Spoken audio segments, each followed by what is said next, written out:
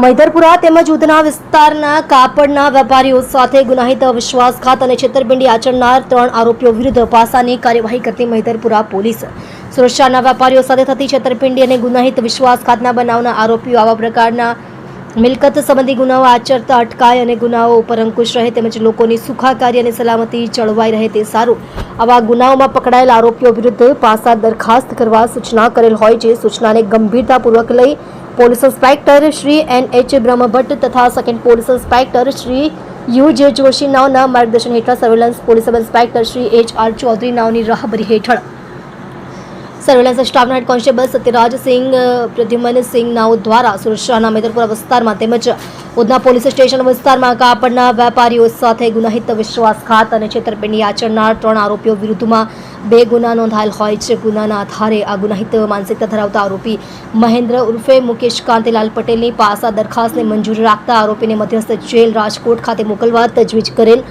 તેમજ આરોપી હર્ષદભાઈ ઉર્ફે લાલો મનુભાઈ પટેલની પાસા દરખાસ્તને મંજૂર રાખતા આરોપીને સેન્ટ્રલ જેલ અમદાવાદ ખાતે મોકલવા તજવીજ કરેલ તેમજ આરોપી તરંગ સુરેશકુમાર ઉર્ફે સુરેશભાઈ પટેલની પાસા દરખાસ્તને મંજૂર રાખતા આરોપીને જિલ્લા જેલ મહેસાણા ખાતે મોકલવા તજવીજ કરી પ્રશંસનીય કામગીરી કરેલ છે.